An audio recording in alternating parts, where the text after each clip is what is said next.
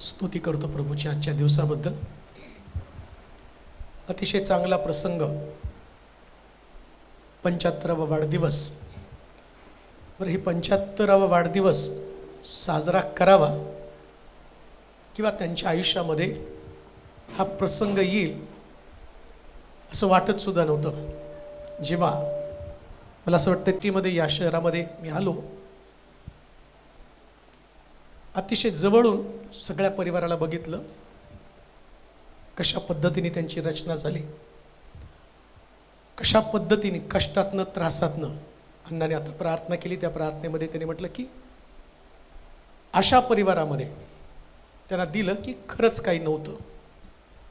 आज जे मोठं विश्व दिसतं, व्यापलेला विस्तारलेला लोखंडे परिवार, सगळ्या बाबतीमध्ये संपन्न, प्रभूने दिलेले आशीर्वाद त्यांच्याकडे मोठ्या प्रमाणामध्ये. परंतु या टप्प्याला येत असताना मी याविषयी विचार करतो की एवढे सगळे संदेश प्रत्येक परिवारासाठी, प्रत्येकाच्या वाढदिवसाला दिले, पण या व्यक्तीसाठी कोणता संदेश आहे? आणि सगळ्यात चांगली गोष्ट, आपण बऱ्याच वेळा वाढदिवस साजरा करण्याचा प्रयत्न केला, पण प्रत्येक वेळेस पावसाने दगा दिला. पण यावेळेस मात्र पावसाने दगा दिला नाही, आहे की नाही? कित्येक एक तर वाढदिवस आपण मटण पाठवून दिलं घरी, तुम्ही करून खा, एवढा पाऊस पडला. परंतु 75वा वाढदिवस प्रभूच्या दृष्टिकोनातनं काहीतरी त्याला शिकवायचं आहे. काय संदेश? मी त्यांच्या आईशी जेव्हा बाई होती त्यावेळेस त्यांच्याशी बोलायचो, आणि बोलता बोलता ती मला नेहमी म्हणायची, अरे तिला मरून जाईल असं वाटत होतं, ही मरून जाईल असं वाटत होतं. जन्मापासून जेव्हा तिचा जन्म झाला तेव्हापासून तिला ज्या परिवारामध्ये दिलं तो परिवार, त्यानंतर तिला जास्त बुद्धी पण नव्हती, बरोबर, जास्त बुद्धी पण नव्हती. म्हटली शिक्षणात कसं घालावं, कसं करावं, असे अनेक प्रश्न होते. परंतु ती मला बोलायची की मनोज, देवानं तारलं बरं का तिला, देवानं इथपर्यंत तिला आणलं. आणि जेव्हा ते आजारी पडायचे, हातावरती धरून दवाखान्यामध्ये न्यायचे, प्रत्येक वेळेस एक स्ट्रगल, एक संघर्ष असायचा की देवा वाचव. त्या रात्री सुद्धा मी विसरू शकत नाही की गादी ठेवायची, त्या गादीवरती श्वास घेता येत नव्हतं, आणि मग त्या गादीवरती मान ठेवून पंपिंग, ती श्वास घेण्यासाठीची धडपड, डॉक्टरकडे पळापळी. तरुणपणामध्ये 30 वर्ष, 30-35 माहीत नाही, पण मी आलो तेव्हा ते विधवा होते. म्हणजे त्यावेळेस जेव्हा पतीनं साथ सोडली, मी तर म्हणतो पती सोडून गेला, शरीर साथ देत नव्हतं, आर्थिक परिस्थिती साथ देत नव्हती, अतिशय विपरीत परिस्थितीमध्ये जीवन जगत असताना एक वचन मला आठवलं. मला वाटतं स्तोत्र संहिता त्याचा 21वा अध्याय आणि त्याचं 5 वचन वाचू. काय त्या ठिकाणामध्ये 75वा वाढदिवस ते साजरा करत आहेत, परंतु तू सिद्ध केलेल्या तारणाने त्याचे मोठे गौरव होते, त्याचं मोठं गौरव होते. तू त्याला प्रताप व महिमा यांनी भूषित करीतो, यांनी भूषित करतो. त्याने सर्व काळ आशीर्वादाचा साठा व्हावे आशीर्वादाचा साठा व्हावा असे तू करतोस. 2 पासून वाचा. स्तोत्र 21:2 पासून 6 पर्यंत. त्याचा मनोरथ तू पूर्ण केला आहे. तू पूर्ण केला आहे. त्याच्या तोंडचे मागणे तू अमान्य केले नाही. कल्याणदायी वरदाने घेऊन तू त्याला सामोरा येतोस. तू त्याच्या मस्तकी शुद्ध सुवर्णाचा मुकुट घालतो. त्याने तुझ्याजवळ जीवन मागितलं. तू त्याला युगानुयुगाचे दीर्घायुष्य दिले. काय होतं? तिने तर जीवन मागितलं, लेकर वाढवण्यासाठी, परिवार मोठं करण्यासाठी. तरुणपणामध्ये पती गेल्यानंतर जगायचं कसं हा मोठा संघर्ष. कारण त्यावेळेस कुणाचीच परिस्थिती तशी नव्हती, कोणाचीच नव्हती परिस्थिती. प्रत्येक जण अस्तित्वासाठी झगडत होता, लढत होता. जगणं आणि मरणं हे रोज प्रत्येकाच्या वाटेला येत होतं. अशा परिस्थितीमध्ये असं म्हटलं, तिने जीवन मागितलं, पण तू तर तिला दीर्घायुष्य दिलं, युगानुयुगाचं जीवन. नुसतं जीवन नाही दिलं. ज्या परिस्थितीमध्ये 75 वर्ष साधी गोष्ट नाही. जेव्हा त्यांचा जन्म झाला त्या जन्मलेल्या दिवसापासून संघर्ष आहे. अस्थम्याचं पेशंट. बरं, तो अस्थमा मी पाहिला. जेव्हा ते मला प्रार्थनेला बोलवायचे त्यास मला भीती वाटायची की मी प्रार्थना करतोय पण श्वास परत येईल का, जिवंत राहील का ही व्यक्ती. कसं व्हायचं या लेकरांचं. कोणाकडेच परिस्थिती चांगली नाही, परंतु विश्वासानं प्रार्थना करत होती. आणि त्या प्रार्थनेमध्ये प्रभू तुम्हाला जीवन दे. पण आज 75 वर्षानंतर जर त्यांच्या मुखातनं काय शब्द निघाला असेल, मी तर तुला जीवन मागितलं पण तू तर मला युगानुयुगीचं जीवन दे. एक आशीर्वाद आहे मोठा, फार मोठा आशीर्वाद आहे. प्रतिकूल परिस्थितीमध्ये जो जगायला शिकतो, बरं नुसतं जगायचं नसतं बरं का. जगतात तर पशु पक्षी प्राणी, प्रत्येक व्यक्ती जगत असतो. ज्या जगण्यामध्ये देव असतो ना, कारण येशू स्वतः म्हटलं ना, मार्ग सत्य आणि जीवन. तुमच्याकडे जीवन आहे पण त्या जीवनामध्ये येशू असणं गरजेचं आहे. जीवन आहे सगळ्याकडं, सगळे जगतात, सगळ्याच्या नाकपुड्यात श्वास आहे. परंतु आम्ही ज्यास आमच्या जीवनाचा विचार करतो, बरं हे करत असताना येशूला घेऊन जगणं ही फार मोठी कसरत असते बरं का. साधारण जीवन जगणं सोपं असतं. परिवार चालवत असताना, ओढाताण होत असताना, अशा परिस्थितीमध्ये जर येशू पाठीशी राहिला नसता तर आज हे दिवस सुद्धा पाहायला मिळाले नसते. येशू पाठीशी नसता तर नो डाऊट, कुठल्या प्रकारची शंका नाही. परिवारातल्या प्रत्येक सदस्यांनी मदत केली, भावांनी मदत केली, बहिणींनी मदत केली, धीरांनी मदत केली. सगळे लोखंडे परिवार, घोडके परिवार त्यांच्याबरोबर ती राहिला. काही नाहीतरी मानसिक आधार तर आपण देऊ, कारण कोणाची संपत्तिक स्थिती त्यावेळेस नव्हती, पण एक मानसिक मनोबल. कठीण परिस्थितीमध्ये माणसाला जगण्यासाठी जी आवश्यक गोष्ट असते ती मानसिक मनोबल द्यावं लागतं. आणि मानसिक मनोबल कोण देऊ शकतं माहिती का? ज्याला येशूची ओळख झाली तेच लोक मानसिक मनोबल देऊ शकतात. आणि या मानसिक मनोबलाचं वैशिष्ट्य काय माहिती का? मानसिक मनोबल जेव्हा आम्ही एकमेकाला पुरवतो त्या जगण्याची एक उर्मी येते, जगण्याची ताकद येते. आणि मग आज त्यांच्याकडे जवळजवळ 5 प्रमुख प्रकारच्या गोष्टी प्रभूने त्यांच्यासाठी, म्हणजे त्यांच्या जीवनाशी निगडीत असणाऱ्या 5 गोष्टी सांगितलेल्या आहेत. या स्तोत्र राजासाठी लिहिलेलं स्तोत्र आहे, परंतु आम्हाला माहिती आम्ही तर निवडलेले देवाचे राजे, राजपुत्र, राजकन्या आहोत. आमच्यासाठी ते स्तोत्र आहे. आणि याचं वैशिष्ट्य काय माहिती का? मला वाटतं 2ऱ्या वचनामध्ये म्हटलं, तू त्याचा मनोरथ, मी म्हणतो तिचा मनोरथ त्यानं पूर्ण केला. प्रत्येकाच्या मनोकामना असतात, प्रत्येकाच्या इच्छा असतात. आणि मला असं वाटतं की जेव्हा ती 2 मुलं, सुशील आणि सुहास, या 2 मुलाला ते घेऊन जगत असेल ना, त्यास त्यांचा पगार पण जास्त नव्हता. जवळून पाहिलं, घर बांधायचं, राहायचं, कशी काटकसर करायची, कसं लेकरांचं शिक्षण करायचं. स्वप्न तर मोठी होती, मुलांनी कर्तृत्वान व्हावं, चांगल्या सुना याव्यात, घरामधलं वातावरण छान असावं. परंतु हातात तर काही नाही आहे, आशा तर पुढं काही नाही. आणि बायबल सांगतं, मी जीवन मागितलं, तू मला दीर्घायुष्य दिलं, दीर्घायुष्य देत असताना ज्या गोष्टी तुम्हाला अपेक्षित आहे त्या गोष्टी मिळाल्या तर तुम्ही जगता ना. त्याला दीर्घायुष्य पाहिजे. दीर्घायुष्य कोणाला मिळतं? कोण अपेक्षित करतं? कोण जगतं दीर्घायुष्य? अनेक लोकांना जगण्याची इच्छा मरून गेलेली असते, त्यांना जगूशी वाटत नाही. का?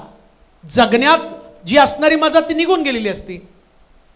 रडत असतात, लढत असतात, मदत करणारं कोणी नसतं, शरीर साथ देत नसतं, आर्थिक बाजू कमकुवत असतात, मुलं सुना अनेक प्रश्न असतात, नातवंड प्रश्न असतात. परंतु पवित्र शास्त्र सांगतं तू त्याचा मनोरथ पूर्ण केला. कुणाचा मनोरथ? त्यांचा. 75व्या वर्षी आज उठून उभं राहून ती एक गोष्ट बोलू शकतात. त्यांच्या वतीने मी बोलतो, देवा तू माझा मनोरथ पूर्ण केला.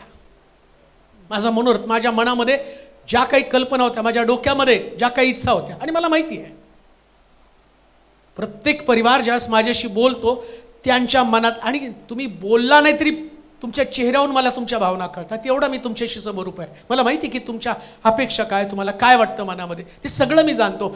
परंतु जेव्हा जीवनाचा विचार करतो त्यावेळेस एक गोष्ट कळते की देवानं माझा मनोरथ पूर्ण केला. हे देवामधलं जीवन आहे, प्रभूमधलं आनंदी जीवन. प्रभूमध्ये जगत असताना, विश्वास ठेवून चालत असताना, त्याला प्रथम स्थान जीवन हा देऊन जीवन जगत असताना तू माझा मनोरथ पूर्ण केला. सगळे मनोरथ पूर्ण झाले. हो, त्यांना विचार आता भेटल्यावर, अजून काही इच्छा आहे का? अजून काही इच्छा आहे का? मुलं शिक्षण घेतलं, ज्याच्याकडे शिक्षण नव्हतं त्याला देवानं शिक्षणाच्या पलीकडची गोष्ट केली, चांगला बिझनेस दिला, चांगला व्यवसाय दिला, घरदार बांधून झाले. अजून काय तुझं स्वप्न आहे? मी म्हणतो की त्यांनी लोक एक चर्च बांधून नष्ट होतात, पण ते दुसरं चर्च बांधताना सुद्धा बघत आहेत, ते पण गौरवानं.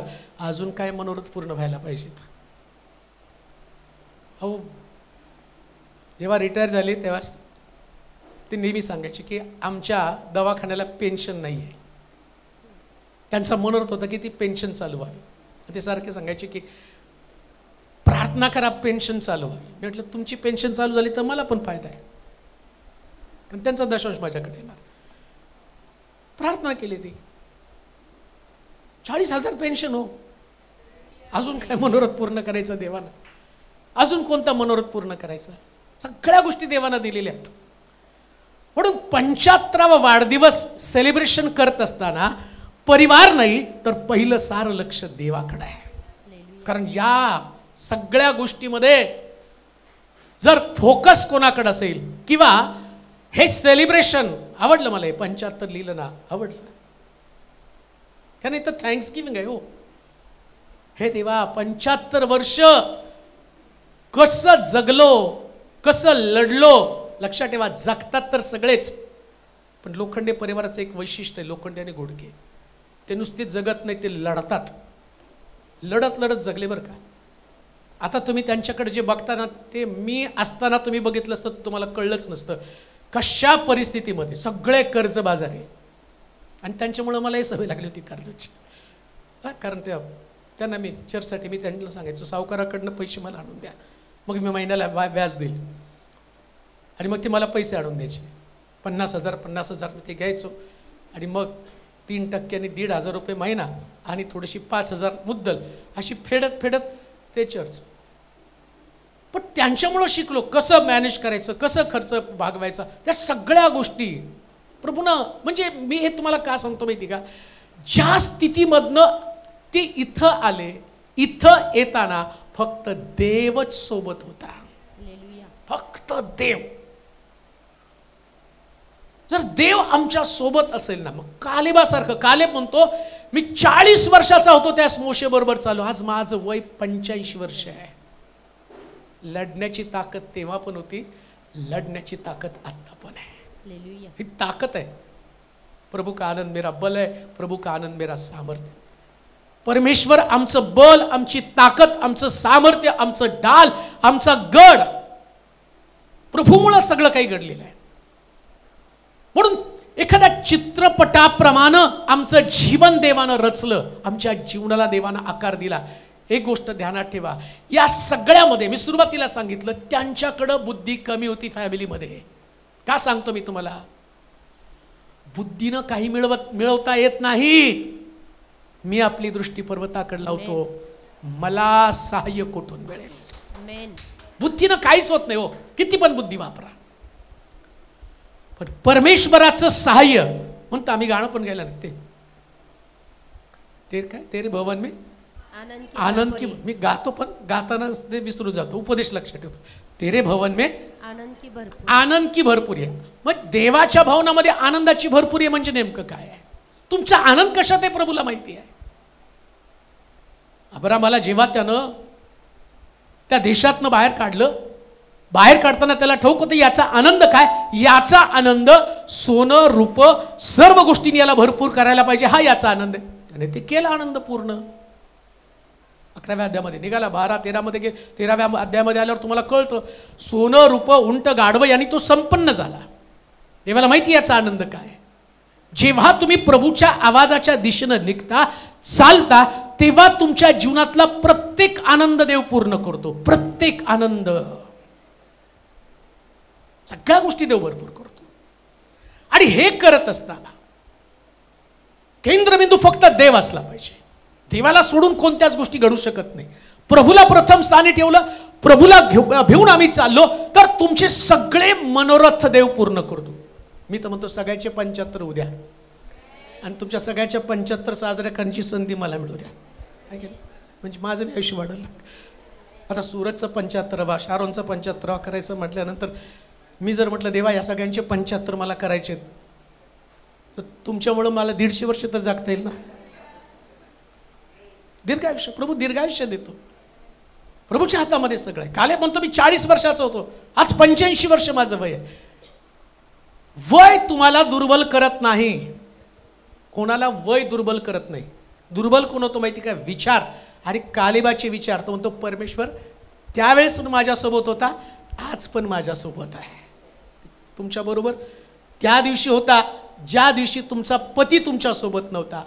आजही देव तुमच्या सोबत आहे. म्हणून तो म्हणतो मी तुझे सगळे मनोरथ पूर्ण केलेले आहेत. आणि मला माहिती इथं बसलेली प्रत्येक व्यक्ती तुमच्या काही मनोकामना, इच्छा, तुमच्या अंतःकरणामध्ये काही प्रार्थना असतील, परंतु ज्याच्या संबंधानं मी सांगण्यासाठी उभा आहे तो तुमचे सगळे मनोरथ पूर्ण करण्यासाठी समर्थ आहे. सगळे मनोरथ. हा देव प्रेम करतो तुमच्यावरती. प्रेमापोटी सगळ्या गोष्टी करत असतो. त्या आईनं मुलांच्या प्रेमापोटी, मला माहिती आहे तिने काय काय मुलांसाठी केलं, काय काय खस्ता खाल्ल्या. कधी कधी तर मला चिड यायची त्यांची. मला आठवतं ते ड्युटी करून मुन्ना आल्यावर ती झोपवायची आणि हळूच घराच्या बाहेर पडायची. त्याला जाग यायला नको. मग कुणाला तरी अमोलला त्यांना म्हणायची जरा मला सोड ना. ते कळ आत्या मुन्ना नाही का घरात, अरे माझं बाळ झोपले, झोपू दे त्याला. हे प्रेम असतं आईचं.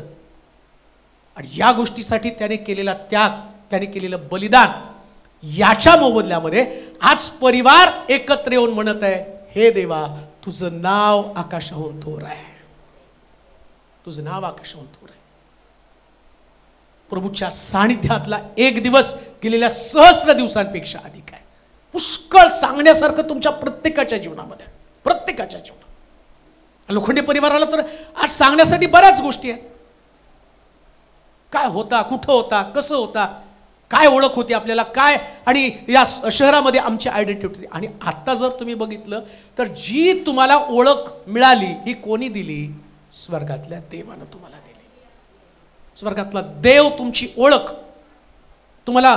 मला एक वचन वाचा म्हणजे त्या ठिकाणी तुम्हाला समजेल की प्रभू कशा पद्धतीनं, मला वाटते 21वा अध्याय आणि त्याचं 3रं वचन. कल्याणदायी वरदाने घेऊन, कल्याणदायी वरदानं घेऊन तू त्याला सामोरा येतोस. तू त्याला सामोरा येतोस. त्याला नाही, आता कांचन लोखंडेला 75व्या वर्षी त्यांच्याकडं हे वचन शास्त्रामध्ये होतं आणि आता त्याचं जाहीर प्रगटीकरण मी सांगत आहे. जेव्हा प्रभूकडे ते आले, राजा म्हणून प्रभू त्यांच्याकडे आला. जसं मी पाहतो शबाची राणी शल्मोना समोर आली, त्या तिच्याकडे नजराणा होता. राजाला भेटायला आली ना, राजाला भेटण्यासाठी असणारा नजराणा या शबाच्या राणीकडे होता. तिनं आणि शबाच्या राणीनं जे तिच्या देशामधले उत्तम मसाले, तिच्या देशामधलं असणारं सोनं, तिच्या देशातली प्रत्येक चांगली गोष्ट त्या राजाला दिली. आणि बायबल काय सांगतं, राजा जाताना त्याला दुःखी केलं नाही. राजानं काय केलं, तिला पण नेलं आणि म्हटलं बघ माझ्या देशामध्ये काय काय आहे. त्यानं सगळं त्याच्या तिजोरीतल्या गोष्टी, त्याच्या देशातल्या उत्तम उत्तम गोष्टी आणि तिला दाखवल्या. त्याच तिच्या मनामध्ये एक गोष्ट आली, राजानं याच्यातल्या काही मला दिल्या तर किती बरं होईल. मी म्हणतो तीच गोष्ट त्यांच्या बाबतीमध्ये घडलं. राजा त्यांना सामोरा आला, राजानं त्याला दाखवले. ते म्हटले काळजी करू नको, तुझ्या मुलाच्या हातामध्ये शिक्षण नाही, तुझ्या मुलांच्या हातामध्ये कुठली कला नाही, तुझी ओळख नाही, पण या राजाकडे सगळं आहे. तू मला सामोरी आली, मी तुला सामोर येईल, पण जाताना तू रिकाम्या हाताने जाणार नाही. आज 75 वर्षानंतर ते म्हणतील माझ्या राजानं कल्याणदायी वरदानं मला दिली, कारण माझा राजा आणि तो धनानं मनानं सगळ्या गोष्टींनी समृद्ध आहे. म्हणून शास्त्र सांगतं तो कल्याणदायी वरदानं घेऊन तिला सामोर आला. कल्याणदायी. मला आनंद वाटतो जेव्हा अशा प्रार्थना अरेंज केल्या जातात, अशा प्रार्थना करण्याची संधी मिळते, अशा प्रकारची उपकार स्तुती करण्याची संधी मिळते. त्यास आमच्या जीवनामध्ये आम्ही काय होतो आणि आता काय आहोत आणि याचं श्रेय देवाला देणं किती गरजेचं आहे. हे जे सगळं कल्याण तुम्ही पाहता ना, हे सगळं जर तुमचं ठीकठाक होणं. रुच्या पुस्तकामध्ये जेव्हा नामी तिची दोन्ही मुलं मरतात, नामीचाही नवरा मरतो आणि नामी तिच्या दोन्ही सुनांना सांगते की तुम्ही आपापल्या माहेरी जा आणि तुमच्यासाठी नवरे बघा. आता माझं वय नाही, मी लग्न करेल, मग मला मुलं होतील, मग माझ्या मुलांचं लग्न मी तुमच्यावर लावेल. तसं होणार नाही, तुम्ही जा. मग अर्पा तिचं चुंबन घेते आणि निघून जाते. रुत म्हणते नाही, मी तुमच्याबरोबर येणार, तुमचा देव तो माझा देव, तुमचा देश तो माझा देश, तुमचे लोक ते माझे लोक. सगळं काही तिच्या संग ती बोलती आणि मग ती बरोबर रुत नामी बरोबर जाते. ती येते तिच्या देशामध्ये बेथलेम यहूदामध्ये, पुन्हा ती येते आणि आल्यानंतर एक वाक्य नामी रुतला बोलते, तुझं कल्याण व्हावं म्हणून मी तुझ्यासाठी एक स्थळ पाहते. बघा आता या शब्दाला जास्त तुम्ही पाहता, तुझं कल्याण व्हावं म्हणून मी तुझ्यासाठी एक स्थळ पाहते. इथं म्हटलं राजा कल्याणदायी, राजाला कल्याणदायी वरदानं घेऊन देव सामोर येतो. आता पहा इथं रूतला तुम्ही बघितलं, सुरुवातीचा टप्पा तुम्ही बघाल तर तिला कुठलीच आशा नाही. ती म्हणजे तू विधवा आहेस आणि तुझ्याकडं आता दुसरा तुला नवरा मिळण्याची शक्यता नाही, पण मला तुला काय करायचंय. पुन्हा बेथलेम यहूदामध्ये आल्यावरती म्हणते की मला तुझ्यासाठी एक स्थळ बघू दे. आणि मग बवाजाचं स्थळ. आता बवाज या शब्दाचा अर्थ चपळ, आणि सगळ्यात चपळ जर कोण असेल तर प्रभू येशू ख्रिस्त. का? कारण त्याने त्याच्या चपळतेनं या लुसिफरला क्रुसावरती हरवलं आणि अधोलोकाच्या चाव्या घेऊन तुम्हाला आणि मला त्याने देऊन तो म्हटला जे तुम्ही बांधाल ते बांधलं जाईल, मोकळं कराल ते मोकळं केलं. सगळ्यात चप्पल प्रभू येशू ख्रिस्त. बवाजाशी असणारा रूटचा संबंध तिचं कल्याण करतं. बवाजाचा काय संबंध आहे? बवाजाच्या कुळातनं प्रभू येशू ख्रिस्ताचा जन्म, रूत येशूची आजी, म्हणजे तिच्या पोटी किंवा तिच्या कुळातनं येशू येणं गरजेचं आहे. लोखंडे कुळाचं वैशिष्ट्य काय माहिती का? या कुळाचं कल्याण झालं नसतं, पण या कुळामध्ये येशू होता म्हणून त्यांचं कल्याण झालेलं आहे. जसं नामी म्हणते तुझं कल्याण व्हायला पाहिजे. तुमचं कल्याण कशामुळे आहे? तुमचं का भरभराट, का तुमच्या जीवनामध्ये हे आशीर्वाद तुम्ही अनुभवलेले आहेत? परिस्थिती तर सगळ्यांची वाईटच होती. कोणाची परिस्थिती चांगली होती? मी आलो त्यावेळेस पण कोणाची नव्हती. हळूहळू टप्प्याटप्प्यानं सगळ्यांची परिस्थिती देवानं बदलली, चांगल्या स्थितीमध्ये आणलं. कुणाला आशा पण नव्हती की गव्हर्नमेंट जॉब होतील, कॉन्ट्रॅक्टर होतील, मोठ्या मोठ्या जागेवरती जातील. देवानं सगळं काही बदललं. आणि का बदलल्याचं कारण आहे, आम्ही सगळं सोडलं पण येशू नाही सोडलं. नाही सोडला येशूला. येशू सोडण्यासारखी परिस्थिती वारंवार झाली होती. नाही का? नलुमामीला अट आहे तिथं. 2 मुलं डोळ्यासमोर जाताना सोडावं लागणार होतं सगळं. का प्रभूनं नेलं? फार कसोटीतनं जावं लागलं. रोहितचे ते दिवस आठवतात मला. राजमामा ज्यावेळेस गेला त्याचं एक वाक्य मी ऐकत होतो, आई आपण विष खाऊन मरून जाऊ. आता पुढं आपल्याला काय, आपलं कसं होणार, कसं देवानं त्या टप्प्यातनं नेलं. सोडलं का देवानं? नाही सोडलं. त्यास मरायचं होतं, तो गेला, देव आला ना. त्याच्या हातामध्ये ताट होतं आशीर्वादाचं, त्यानं नाही सोडलं. कांचन लोखंडेचं काय झालं? त्यांच्या पतीनं सोडलं, देवानं नाही सोडलं, ते गेले प्रभूच्या. परीक्षा आहे, परीक्षा आहे, प्रत्येकाची परीक्षा. परंतु या परीक्षेमध्ये ही गोष्ट ध्यानात ठेवली पाहिजे, राजाच्या हातामध्ये ताट आहे हो. सलमोनाच्या हातामध्ये जसं ताट होतं, त्यानं शबाच्या राणीला जाताना जे आशीर्वाद दिले, हा जगाचा प्रवास प्रत्येकाला संपवायचा आहे. लक्षात घ्या, शबाची राणी जाताना आपल्या त्या शलमोनाच्या देशातलं सगळ्या उंची वस्तू घेऊन ती गेलेली हो. आमचाही प्रवास जगातला संपेल, पण जाताना एक स्मृती राहतील. कोणत्या स्मृती?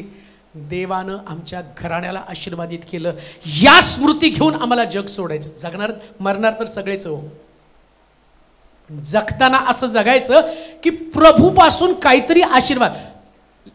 आमच्या कबरेवरती जन्मतारीख आणि मृत्यू तारीख नको आहे, आमच्या घराण्यावरती लेबल असलं पाहिजे, परमेश्वराने यांच्या घराण्याला आशीर्वादित केलं. हे ख्रिस्ती जीवनाचं वैशिष्ट्य, ते त्याला महत्व आहे. आणि म्हणून म्हटलं राजा कल्याणदायी वरदान. देव स्वागताला येतो, त्याच्या हातामध्ये कल्याणदायी वरदान असतात. परमेश्वरानं स्वागत केलं पाहिजे, प्रभूनं स्वागत केलं पाहिजे. प्रभूनं आमचं ज्या पद्धतीने पहा, येशू ख्रिस्त पृथ्वी तलावरती आल्यावर, येशूचा जन्म झाला, त्याचं स्वागत कसं झालं माहिती का? देवदूत खाली आले आणि एक वाक्य, एका वाक्यामध्ये दोन गोष्टी त्यांनी सांगितल्या. जगाला होणारा आनंद म्हणजे येशूचं स्वागत. आता येशूचं स्वागत करत असताना या येशूच्या स्वागतामध्ये आम्ही पाहतो की त्यानं जगाला दिलेल्या देणग्या आहेत. जगाला झालेला मोठा आनंद, त्याची स्वार्थ घेऊन आलो. आणि दुसरं जी गोष्ट होती की तुम्हास शांती असो. येशूचं स्वागत दोन गोष्टीने झालं. एक जगाला झालेला मोठा आनंद, आणि दुसरी गोष्ट तुम्हास शांती असो. देवदूताला म्हणलं तुम्हास शांती असो, म्हणजे येशूचं स्वागत करताना जगाला शांती, जगाला आनंद मिळाला. मग विचार करा, राजा तुमचं स्वागत करतो, राजा ही दोन वरदानं तर तुम्हाला देतो, आणि त्याच्याबरोबर ज्याच्यामध्ये तुमचं कल्याण लपलंय ती सगळी वरदानं तुम्हाला देऊन टाकतो. सगळी वरदानं त्यानं सगळी दिली आहे. काय आता त्यांच्याकडे मागणं आहे? काय मागावं त्यांनी देवाकडं? मी तो मागण्यासारखं आता काय? माणसाचं आयुष्य, स्तोत्र 91 वाचा बरं, स्तोत्र 90:10. हा, आमचे आयुष्य 70 वर्षे. आमचं आयुष्य किती? 70 वर्षे. हा, आणि शक्ती असल्यास फार तर 80 वर्ष असले. आणि आता आपण सेलिब्रेट किती करतोय? 75. आणि बायबलची लेवल किती आहे? 70 वर्ष. मग आता अजून काय मागायचं? लेवल तर तुम्हाला दिली, ऑर्डर तर तुम्हाला ठरवली 70 वर्ष, पण देवाच्या मनात आलं अजून 5 वर्ष 75. देवाला वाटलं अजून नाही, अजून 5 वर्ष. शक्ती असेल तर अजून नाही, अजून शक्ती असेल तर किती हो? 80 वर्ष. म्हणजे आता पुढचा वाढदिवस, पुढची बॉर्डर किती? 80. आणि त्याच्या पुढची बॉर्डर 91, आणि त्याचं 15 वचन 15 आणि 16. तो माझा धावा करील तेव्हा मी त्याला उत्तर देईन. संकट समयी मी त्याच्याजवळ राहील. मी त्याला मुक्त करील. मी त्याला गौरव देईन. त्याला दीर्घायुष्य देऊन तृप्त करीन. पहिले बॉर्डर किती आहे? 70. नंतर 80. आणि त्याच्या पुढची दीर्घायुष्य. या आम्ही बसलो 75 करत, पण तो म्हटला शक्ती पुरवा. आता शक्ती कोण पुरवायची? चर्चनी प्रार्थना करायची. देवा का प्रार्थना करायची चर्चने माहिती का? असं म्हटलं की पांढरे केस हे देवाचं गौरव आहे. वृद्ध लोक, जेव्हा अब्राम वृद्ध झाला, याकोब वृद्ध झाला, इसाक वृद्ध झाला, असं लिहिलंय. जेव्हा ते वृद्ध झाले तेव्हा त्यांनी त्यांच्या लेकरांना बोलवलं. याकोबानं आपल्या 12 लेकरांना बोलवलं आणि त्यांनी आशीर्वाद दिला. म्हणजे वृद्धाच्या ठाई आशीर्वाद आहेत. मुळामध्ये ज्या मंडळीमध्ये जास्त वृद्ध आहे ती मंडळी आशीर्वादित मंडळी आहे. तरुण असणारी मंडळी नाही बरं का. मंडळीमधले वृद्ध लवकर मरतात याचा अर्थ मंडळी त्रासदायक आहे. ते गणित आहे. ज्या मंडळीमध्ये वृद्ध जास्त जगतात आणि ज्या मंडळीमधले वृद्ध घरामध्ये लोकांचे लाडके असतात ती मंडळी आशीर्वादित मंडळी. आशीर्वाद त्याच्यावर आहे, कारण हे लोक आशीर्वाद देणार आहे. 75व्या वर्षी त्यांच्याकडे पुष्कळ आशीर्वाद आहे. तुम्हाला नाही पण मला माहिती आहे, ते मी अनुभवतो ते आशीर्वाद. आणि मला माहिती आहे आज इथं जे मी आहे ना, जेव्हा मी आलो आणि तेव्हापासून आत्तापर्यंत त्यांच्याद्वारे अनेक आशीर्वाद मंडळीमध्ये मी अनुभवलेले आहेत. माझ्या कठीण परिस्थितीमध्ये, माझ्या कठीण काळामध्ये जर उभं राहिलेले व्यक्ती, अगदी जे लोक, ठराविक लोक आहेत की ते माझ्या कठीण संकटाच्या काळामध्ये थांबले. मला वाटलं की जाऊ नये, मला सुद्धा वाटलं होतं की या शहरामध्ये काही नाही, या ठिकाणामध्ये काही नाही, परंतु काही लोकांनी त्यांनी दाखवली धार्मिकता, काही लोकांनी परमेश्वराचं प्रेम दाखवलं, काही लोकांनी परमेश्वराचा अनुग्रह दाखवला. त्यांनी त्यांची सचोटी, त्यांनी त्यांचा आणि प्रार्थनेचं जीवन याच्याद्वारे मजबूतीनं इथं मला उभं केलं. आणि त्याच्यामुळे मी म्हणतो हे जे लोक आहेत, हे लोक आशीर्वादाचं कारण. जेवढे वर्ष हे लोक मंडळीमध्ये राहतील तेवढी मंडळी आशीर्वादित असणार आहे. लिहिलंय तसं, त्यांनी सर्व काळ आशीर्वादाचा साठा. वाचा बरं किती वचन आहे ते. त्याने सर्व काळ, किती वचन, 21:6. 6 वचन, 21:6. त्यानं सर्व काळ, किती काळ, सर्व काळ. वाचा. आशीर्वादाचा साठा व्हावे, सर्व काळ आशीर्वादाचा साठा व्हावे असे तू करतोस. कोण करतो बघा. पूर्वी काय होतं माहिती का, पेन्शनर माणसं म्हटल्यानंतर त्यांची पेन्शनला जास्त औषध गोळ्याला जात होते आणि घराला एकदम भार व्हायचा. अरे यांचं औषध पाणी बघायचं का, यांचं खाणं पिणं बघायचं का, यांना भेटायला येणार. आता वृद्ध लोकांचा प्रॉब्लेम काय, त्यांना भेटायला भरपूर लोक येतात आणि तीच अडचण असते सगळ्याला, नाही का. त्यांना भेटायला आल्यावर यांचं चहा पाणी, यांचा आदर सत्कार, मग कधी कधी घरातल्या सुना दाना आदळतात, नाही का, ग्लास घ्या प्यान चालू पडा. परंतु असं लिहिलं बायबलमध्ये. आता हे वचन जर फार पूर्वी कळलं असतं ना तर 8वा 7वा 9वा वेतन आयोग लवकर आला असता, पण ते उशिरा कळलं. आता बायबल काय सांगतं, मी त्यांना नाही सर्व काळ आशीर्वादाचा साठा व्हावे असे तू करतो. त्यांना 40,000 पेन्शन येऊ, पगारी नाहीत कुणाला तेवढ्या. कामाला लागलं आता गव्हर्नमेंटने तर ते काढले नियम, कॉन्ट्रॅक्ट बेसिसवर घ्यायचं आणि त्यांना 20,000 25,000. त्यातही ज्यांनी कॉन्ट्रॅक्ट घेतलं तो म्हणतो की तुमच्या पगारातले 10% दर महिन्याला आम्हाला द्यायचे. धन्य ते लोक ज्यांना देवानं कायमस्वरूपी आशीर्वादाचा साठा परिवारासाठी बनवलं, मंडळीसाठी बनवलं. त्यांचं ड्युटीला होते त्यास त्यांचा दशांश होता 2200-2500 याच्या दरम्यान. शेवटी मला वाटते 2500 काहीतरी 25,000 रिटायर झाले. आज त्यांचा दशांश जवळजवळ 4200 रुपये, म्हणजे पगाराचा जो भाग होता त्याच्यापेक्षा त्यांचा दशांश आता का, तर प्रभूने त्यांना आशीर्वादाचा साठा केलेला आहे. एक गोष्ट लक्षात ठेवा, देवाला जगामध्ये कोणतीही घटना घडवणं कठीण नाही. कोणतीच घटना घडवणं कठीण कसं करेल.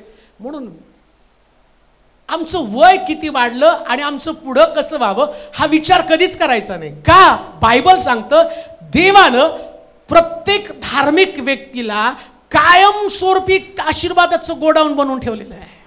साठा म्हणजे गोडाऊन. तुम्ही गोडाऊन आहात. 75 वर्षामध्ये आज मी त्यांना म्हणेल तुम्ही आशीर्वादाचं गोडाऊन आहात आणि तुमच्यामुळं आम्ही आशीर्वादित आहोत.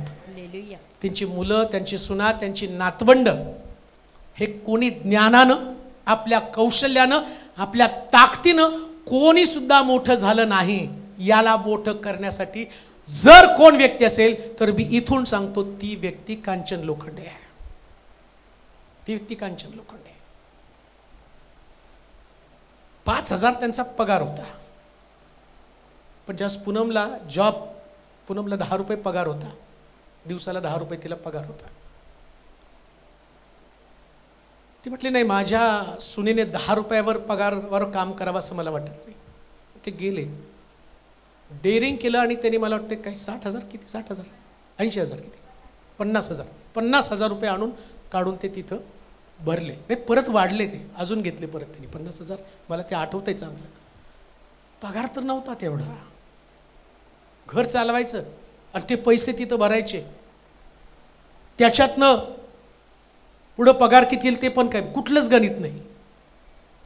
पण स्वप्न किती होतं की नाही, माझा बबलू काम करतो, त्याच्या कामावर घर चालणार नाही, तिचा हात लागला तर तो पुढे जाईल. ती तळमळ आहे. आणि त्या तळमळीवरती आज जर तिने उठून उभे राहिले तर ती असं म्हणेल, खरंच प्रभूनं मला आशीर्वादाचा साठा केला. का तर यातले आशीर्वाद माझ्या लेकरांकडं, नातवांकडं पुढे गेलेले आहेत. ज्ञानानं नाही घडलं, बुद्धीने नाही घडलं, त्यांच्याकडे बॅलन्स होता म्हणून नाही घडलं, कोणत्याच गोष्टी त्यांच्याकडे नव्हत्या, पण प्रभूनं दिल्या ना. याचं गौरव फक्त प्रभूला. आज ते जे उभे आहेत, बबलू, मुन्ना, हे दोघं पण उभे आहेत ना, मी असं म्हणेल यांना उभं करण्यामध्ये जर सगळ्यात मोठा वाटा म्हणण्यापेक्षा यांना त्यांनीच उभं केलेलं आहे, त्या आईने उभं केलेलं आहे. ती आशीर्वादाचं कारण आहे. आज ती नसती तर कदाचित ही लेकर उभं पण राहू शकली नसती. पण तिने जे केलेले कष्ट, तिने जे केलेलं उचललेलं परिश्रम आहे, अहो दुसरं कोण असतं तर ती कामाला पण गेली नसती. अहो ड्युटीवर येताना मला आठवतं, कधी कधी कोणीतरी सांगायचं त्यांना श्वास घ्यायला त्रास होतोय, कोणाला तरी पाठवा, मग जायचे, नाना वगैरे कोणीतरी जायचे, तिला घेऊन यायचे रिक्षामध्ये. आणि तिला बघताना मी म्हणायचो, कधी लेकरं मोठी होणार, कधी तिचं कष्ट दूर होणार, कधी या त्रासातनं ती बाहेर पडणार. तसंच आणून आणि परत पगार कमी येईल, रात्री विश्रांती घेणार, इंजेक्शन घेऊन पुन्हा ड्युटीवरती जाणार. कोणासाठी केलं, कोणाचा संघर्ष होता आणि कोणामुळे हे आशीर्वाद मिळाले. बायबल सांगतं, मी तिला आशीर्वादाचा साठा केला. ती ताकद, ती एनर्जी कोणी दिली, कसं कष्ट घडलं. अंगात तर त्राण नव्हता, अंगामध्ये शक्ती नव्हती, पण आशीर्वादामुळं घडलं. हो, प्रभूनं तो आशीर्वाद दिला होता. अजून एक वचन वाचा, 3रं वचन. कल्याणदायी वरदाने घेऊन, कल्याणदायी वरदानं घेऊन तू त्याला सामोरा येतोस, तू तिला सामोरा येतोस, तू त्याच्या मस्तकी शुद्ध सुवर्णाचा मुकुट घालितोस. बघा काय केलं, सन्मान. बर का, आता त्यांच्या बाबतीमध्ये मी असं म्हणेल की नुसतंच आशीर्वादाचा साठा बनवला नाही, तर सन्मानाचा मुकुट घालणं म्हणजे गौरव देणं. देवानं गौरव पण दिलं. सन्मानाचा मुकुट घातला. अपमानित जीवन कुठं आहे, काय वाटेल आले. आता त्यांनी म्हणावं, हे दुःख माझ्या जीवनामध्ये काढलं की सगळं दुःख प्रभूनं किती सहजपणे काढलं. आम्ही एक दिवस रडत होतो, पण आज आम्ही हसत आहोत. आज आमच्या मुखामध्ये आनंद आहे. आज आमच्या जीवनामध्ये प्रभूनं दिलेले आशीर्वाद आम्ही अनुभवत आहोत. एस्तेरच्या पुस्तकामध्ये एक वचन वाचू म्हणजे तुम्हाला समजेल. 6वा अध्याय आणि त्याची 6 ते 8 वचनं पहा. हा सन्मान कसा आहे ते तुम्हाला दाखवतो. एस्तेरचं पुस्तक 6वा अध्याय 6 ते 8 वचनं. हमान आत आल्यावर राजाने त्यास विचारलं, एखाद्या मनुष्याचा मान सन्मान करण्याचे राजाच्या मर्जीस आल्यास त्या माणसाची कशी काय संभावना करावी. हमान आपल्या मनात म्हणाला, मजहून दुसऱ्या कोणाची अधिक संभावना करण्याचे राजाच्या मर्जीस येणार.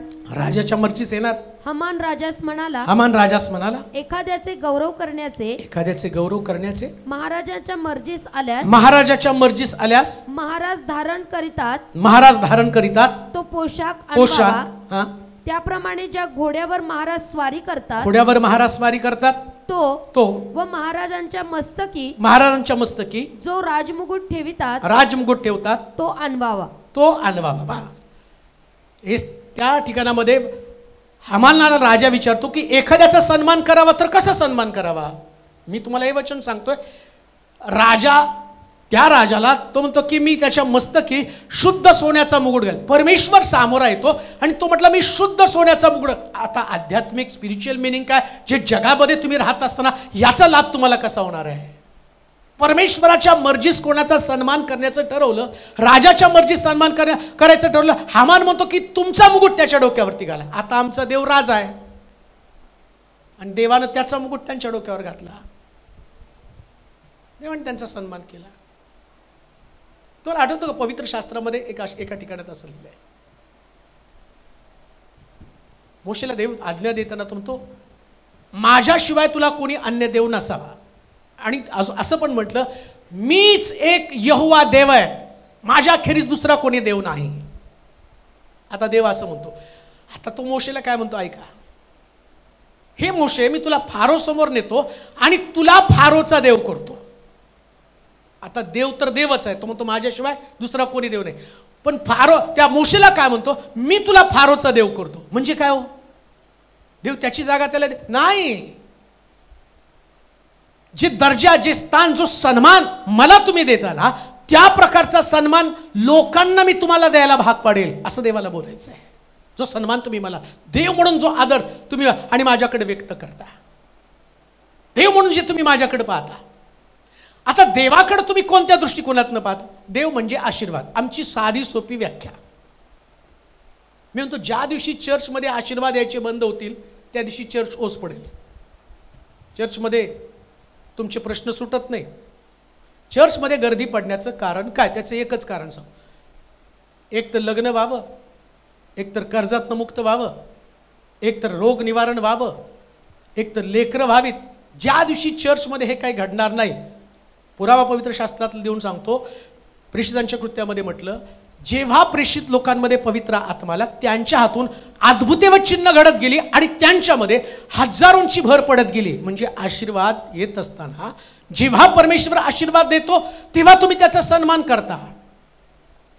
तुम्ही सन्मान का करता? देवाकडे काय येता? कारण तुम्ही आशीर्वाद मिळवण्यासाठी प्रभूकडे आलेला. आता परमेश्वर एखाद्या व्यक्तीचा सन्मान करतो म्हणजे काय? मगाशीच तुम्हाला सांगितलं, वृद्ध लोक आशीर्वादाचा साठा आहे. देवानं सन्मान केला म्हणजे काय केलं? तो म्हणतो मी तुला फारोचा देव बनवतो, म्हणजे माझे जे चमत्कार मी तुझ्यातनं. म्हणून तर फारो समोर मोशे गेला, तर मोशे गेल्याबरोबर या मोशेनं काय केलं? काठीचा साप केला. त्यानंतर आम्ही पाहतो की 10 पिढ्या त्यानं दाखवल्या. जे प्रभू करतो, खडकातनं पाणी काढलं, त्यानंतर रानामध्ये त्यांना मान्ना दिला, त्यानंतर लावे पक्षी दिले. किती चमत्कार! फारोचा देव त्यानं बनवलं. देवासारखं सामर्थ्य. म्हणजे जसा देव आशीर्वादित आहे तसं देव 75व्या वर्षी त्यांना काय म्हणत आहे? मी तुला सन्मानाचा मुकुट घातला. म्हणजे काय? मी तुला आशीर्वादित करून ठेवलंय. माझ्यासारखे आशीर्वाद, जे आशीर्वाद मी लोकांना देतो, तू तुझ्या मुलांना. म्हणून अब्रामानं आपल्या मुलांना आशीर्वाद दिले, याकोबानं आपल्या मुलांना आशीर्वाद दिले. आणि असं म्हटलं की जेव्हा आशीर्वाद घ्यायचा समय येतो मग तुम्ही पाहाल. नोहानं कनानाला शाप दिला का? तर हमानं त्याची नग्नता पाहिली आणि आम्ही पाहतो त्याचा परिणाम काय झाला की त्याच्या मुलाला, आणि तो म्हणतो कनान शापित आहे, आणि तो नोहानं दिलेला शाप त्याला लागला. मग आता बघा, अनुवादाच्या पुस्तकामध्ये पण म्हटलं, हे वचन जर तू पाळलं तर आशीर्वाद तुझ्या मागे धावत येतील, आणि जर यातली एखादी आज्ञा तू मोडली तर तू शापित होशील. म्हणजे देव आशीर्वाद देतो, देव शाप देतो. आता तीच गोष्ट नोहानं केली, म्हणजे देव आमचा सन्मान करतो. ही गोष्ट प्रत्येकानं लक्षात ठेवा. परिवारातला एक वृद्ध व्यक्ती, नीट ऐका, परिवारातला एक वृद्ध व्यक्ती, हा व्यक्ती जसा आशीर्वाद, हा देव त्याचा सन्मान करतो ना, त्याच्या मुखातनं निघालेली एखादी गोष्ट शापाप्रमाणे आमच्या जीवनात येते, हे तितकं सत्य आहे. ते तुम्ही म्हणता नाही, ते कुसावरती सगळे शाप तुटले, अमकं झालं, तमकं झालं. शाप तुटले, तुमचं तारण झालं, तर तारणामध्ये तुम्हाला आज्ञापालन आलंच ना. जेव्हा असं म्हटलं, जो कुंपण तोडतो त्याला सर्प डसतो. आज्ञेमध्ये तुम्ही कुंपण सुरक्षित ठेवता, आज्ञा मोडता, जे आशीर्वाद तुम्हाला ते आशीर्वाद शाप बनू शकतात. मंडळीसाठी आशीर्वाद आहे, परिवारासाठी आशीर्वादित आहे. बायबल सांगतं मी तुला फारोचा देव बनवतो. फारोचा देव म्हणतो म्हणजे इस्रायल लोकांसाठी तो रानामध्ये खडकातनं पाणी काढेल, पण मिस्त्री लोकांसाठी तो काय करणार? 10 पिढ्या त्यांच्यामध्ये पाठवेल. बेडकाची पिढा आली, उवांची पिढा आली, गारांची पिढा आली, आल्या का नाही पिढा? प्रथम वत्साची पिढा आली. शापाचं कारण बनला ना. फारोचा देव बनवलं म्हणजे नेमकं काय? तसं 75व्या वर्षी देव काय म्हणतो? मी तुझा सन्मान करेल. म्हणजे काय? प्रभूना दिलेले सगळे आशीर्वाद शाप तुझ्या मुखामध्ये असतील. या गोष्टी तेवढ्या सिरियसली आहेत, गंभीर आहेत. मला माहिती की आमचा समाज, आमच्या समाजाची व्यवस्था, या व्यवस्थेमध्ये फक्त देवाच्या वचनाच्या आतमध्ये जाऊन मर्यादित जीवन जगलं जातं. पण प्रत्येक गोष्ट, प्रत्येक व्यक्ती, आता 10 आज्ञा देताना 10 आज्ञेमध्ये त्याने देवानं प्रथम स्थान त्याला ठेवलं. माझ्याशिवाय खेरीज तुला अन्य देव नसावे, माझं नाव व्यर्थ घेऊ नको. आणि त्याच्या खाली तो म्हणतो आपला बाप व आपल्या याचा सन्मान कर. असं केलं तर तुझं कल्याण होईल, असं लिहिलंय त्याच्यामध्ये. का? देवानं दिलेला तो सन्मान आहे, प्रभूनं सन्मान केलेला आहे. आणि म्हणून शुद्ध सोन्याचा मुकुट घालेल. आता शेवटची गोष्ट, एकच वचन वाचू. झाली का बिर्याणी तिकडं? नाही तर परत अजून म्हणता, म्हणजे तोपर्यंत तुम्हाला थोडंसं अजून 2-4 डोस देतो. 29:6 21वा अध्याय 6 वचन. त्याने सर्व काळ आशीर्वादाचा साठा व्हावे असे तू करतोस. तू त्याला आपल्या समक्षतेनं अत्यानंदित करीतो. आता एक गोष्ट ध्यानात ठेवा. आता त्यांना माझं सांगणं असं,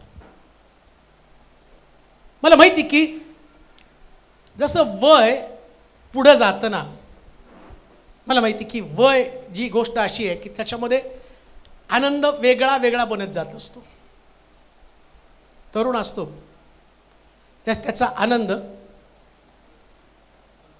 15 मिनिटे बरं झालं की चांगलं खलबत्त्यात घेऊन कुटतो. मग तरुण असतो त्याचा आनंद असतो की मला काम मिळालं पाहिजे. मग त्याचं गर्लफ्रेंड, मुलगी असेल तर बॉयफ्रेंड, त्याचा आनंद तो आहे. म्हणजे हे जनरल आहे. ते मी सांगितलं नाही म्हणून ते नाही असं नाही, ते आहेच.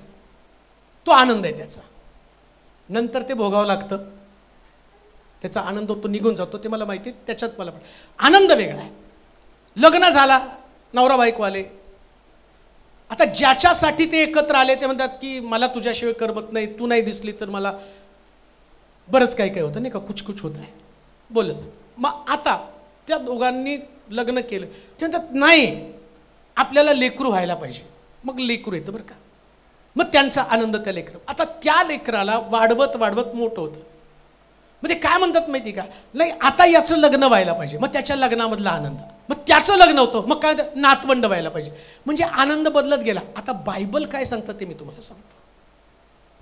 मला माहिती की वय बदललं की सगळे आनंदाच्या व्याख्या, परिव्याख्या सगळं काही बदललं जातं. ते म्हणतात की 75 वर्षी ते म्हणतील माझा आनंद माझी नातवंड, माझा आनंद माझे मुलं, माझा आनंद माझं घर, माझा परिवार. पण बायबल काय सांगतं माहिती का, देवाची समक्षता हा सगळ्यात मोठा आनंद आहे. सगळ्यात मोठा आनंद देवाची समक्षता. का हो? सावली बरं का, देव सावलीप्रमाणे चालतो असं म्हणतात. सगळे साथ सोडतात पण सावली साथ सोडत नाही. आणि देव सावलीप्रमाणे आमच्या बरोबर आहे. देव सावलीप्रमाणे चालतो ना.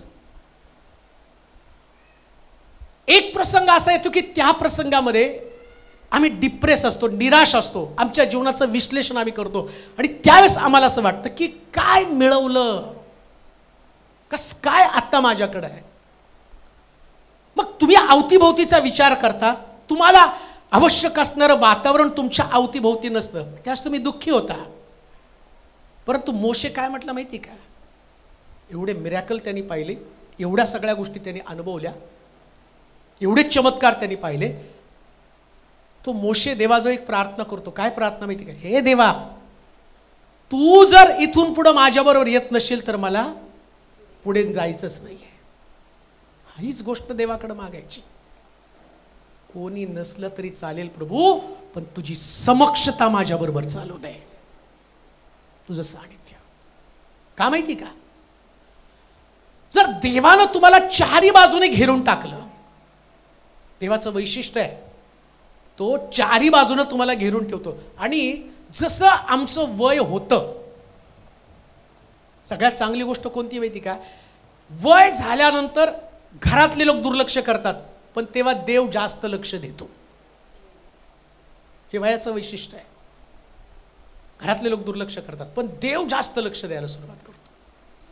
आणि सगळ्यांची मनं बदलण्याची ताकद फक्त देवामध्ये आहे. सगळ्यांची मनं बदलण्याची ताकद. असं म्हटलं, राजाचं मन पाटाच्या पाण्याप्रमाणे वाहायला लावणारा मी देव आहे. म्हणून समक्षता किंवा देवाचं सानिध्य हे आमच्या जीवनामध्ये आम्हाला अतिशय आवश्यक आहे. म्हणून त्यानं म्हटलं की मी काय म्हटलं, त्याने सर्व काळ आशीर्वादाचा साठा व्हावे असे तू करीतोस. तू त्याला आपल्या समक्षतेनं अत्यानंदित करीतोस. म्हणजे आनंद कुठला असेल तर देवाच्या सानिध्याचाच. देवाच्या सानिध्यात. मला तर असं वाटतं की या मंडळीमध्ये सतत लोकांनी येऊन प्रार्थना करत राहावं. का? सानिध्य आनंदित करतं. देवाचं सानिध्य. किती निराशेमध्ये असा, किती दुःखात असा, किती अंतःकरणामध्ये ओझ असलं, दडपण असलं ना, पण जेव्हा तुम्ही देवाच्या घराकडे येता, म्हणून तर हन्ना परमेश्वराच्या मंदिरामध्ये रडली का तर तिच्या सवतीने तिला डवचलं. परंतु जेव्हा देवाच्या सानिध्यात आली ती रडली. बायबल सांगतं दुसऱ्यांदा तिच्या डोळ्यात अश्रू नव्हते, तर येताना तिच्याकडे शम्वेल बाळ होता. हा देवाच्या सानिध्यातला आनंद आहे. परमेश्वराची समक्षता, देवाचं सानिध्य, याच्यानं आनंदी. आता देवाच्या सानिध्याची ताकद 91 स्तोत्र 15 आणि 16 वचन वाचूया आणि मग आपण केक तयार ठेवा. केक आणलाय ना. तो माझा धावा करील. आता देवाची समक्षता, तो म्हणतो माझ्या समक्षतेने मी तुला आनंदित करेल. पुढे तो माझा धावा करील. तो माझा धावा करील. तेव्हा मी त्याला उत्तर देईन. तेव्हा मी त्याला उत्तर देईन. संकट समयी मी त्याच्या जवळ राहीन. मी तिच्या जवळ राहील. मी त्याला मुक्त करीन. मी तिला मुक्त करील. मी त्याला गौरव देईन. मी त्याला गौरव देईल. त्याला दीर्घायुष्य देऊन तृप्त करीन. दीर्घायुष्य पण देईल आणि तृप्त करीन. देवाच्या समक्षतेची ताकद. आनंद तर देणारच आहे, पण तो म्हणतो संकट समयी तू धावा करशील तेव्हा मी तुझा धावा ऐकेन. मी तुझा धावा ऐकेन. किती छान आहे नाही का देवाबरोबर चालणं. किती एक्साइटमेंट आहे प्रभू बरोबर चालण्यात. मला माहिती आहे की वृद्ध काळामध्ये तुमचा आवाज कोणापर्यंत जात नाही. बऱ्याच लोकांच्या तक्रारी असतात, ते माझं ऐकत नाही, हे माझं ऐकत नाही. शास्त्र काय सांगतं माहिती आहे का? जेव्हा परमेश्वर दीर्घायुष्य देतं ना, कोणीही तुमचं ऐकलं नाही तरी देव ऐकतो. नुसतं ऐकत नाही. तू माझा धावा करशील आणि मी त्याला उत्तर देईन. मी उत्तर पण देईन. तुम्ही या काळामध्ये 75 आता कोणालाच आवाज द्यायचा नाही. कोणालाच नाही बरं का. मला त्यांची आजी म्हणजे माझी पणजी का काय आता आठवत नाही, पण तिचं मला आठवायचं. पणजीच माझ्या आईची आजी होती, म्हणजे माझी पणजी. 103 वर्षाची होऊन त्यांच्याकडंच ते आशीर्वादाचं कारण ते सांगतो बरं का मी.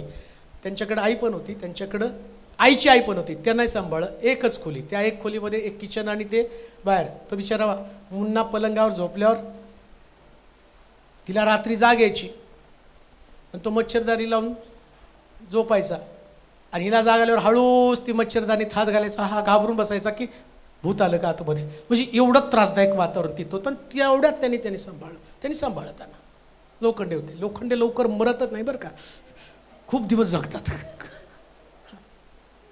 खरंच मरत नाही ते. 103 का 4 वर्ष जीव जात नव्हता तिचा. बघतच होते डोळे उघडून. आत्ता जाणार, सगळे जमावायचे, आत्ता जाणार, मग जाणार. मग ते माडकर पास्टर तर गेले पण जाणार नाही जीव म्हणून. आणि मग तेवढ्यात गेली या म्हणून.